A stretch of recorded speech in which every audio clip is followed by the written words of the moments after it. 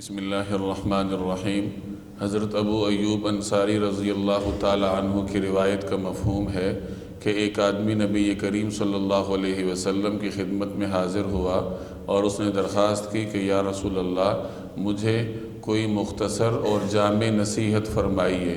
تو آپ صلی اللہ علیہ وسلم نے فرمایا کہ جب نماز پڑھنے لگو تو اس طریقے سے پڑھو جیسے یہ تمہاری زندگی کی آخری نماز ہو، اور اپنی زبان سے کوئی ایسا لفظ مت نکالو جس پر تمہیں بعد میں شرمندہ ہونا پڑے اور لوگوں کے پاس جو کچھ ہے اس سے مایوس ہو جاؤ۔ یہ سنن ابن ماجہ کی روایت کا مفہوم ہے۔ ان تین مختصر جملوں میں نبی کریم صلی اللہ علیہ وسلم نے دنیا اور آخرت میں سکون اور عافیت حاصل کرنے کے تمام ذرائع کو جمع فرما دیا۔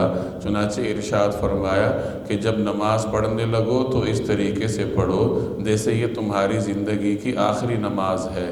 انسان جب اس تصور کے ساتھ اپنی ہر نماز کو پڑھے تو اس کی نماز کی کیفیت بدل جائے گی۔ انسان کی موت کا تو پتہ نہیں، نہ جانے کس لمحے انسان کو موت آ جائے، کون سی نماز انسان کی آخری نماز ہے اس کا ہمیں علم نہیں ہے اور علم ہو بھی نہیں سکتا۔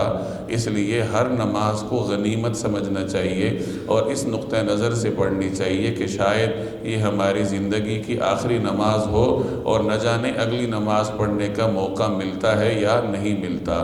تو جب انسان اس تصور سے نماز پڑھے گا تو اس کی نماز کی کیفیت بدل جائے گی، اور اس طریقے سے حاضر دلی کے ساتھ جب وہ نماز پڑھے اور اس کے بعد اسے موت آ جائے تو یقیناً اس طریقے سے نماز پڑھنا اس کے جنت میں داخل ہونے کے لیے کافی ہوگا۔ دوسری بات یہ ارشاد فرمائی کہ زبان سے کوئی ایسا جملہ مت نکالو جس پر تمہیں بعد میں شرمندہ ہونا پڑے۔ ان زبان کے جو گناہ ہوتے ہیں بظاہر وہ چھوٹے ہوتے ہیں، لیکن ان کا وبال انسان کو بھگتنا پڑتا ہے، چاہے وہ دنیاوی وبال ہو یا اخروی سزا ہو۔ زبان ہی کے گناہوں کی وجہ سے انسان کو اوندھے منہ جہنم میں پھینک دیا جائے گا۔ اس لیے کوشش کرنی چاہیے کہ انسان کی زبان سے کوئی ایسا لفظ نہ نکلے جس کے بعد میں اسے لوگوں کے سامنے یا اللہ کے سامنے شرمندہ ہونا پڑے۔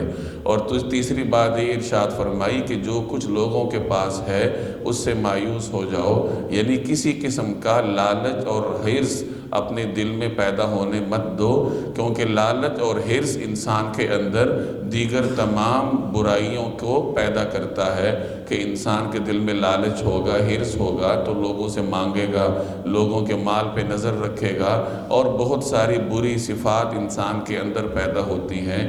ان تمام بری صفات کا دروازہ بند کرنے کا طریقہ یہ ہے کہ لوگوں کے پاس جو کچھ ہے اس سے آنکھیں پھیر لو، اپنے لیے اللہ جل جلالہ سے طلب کیا جائے کہ یا رب العالمین ہمیں بھی عطا فرمائیے، لیکن لوگوں کے مال پہ نظر نہ رکھی جائے۔ اللہ تبارک و تعالی عمل کرنے کی توفیق عطا فرمائے۔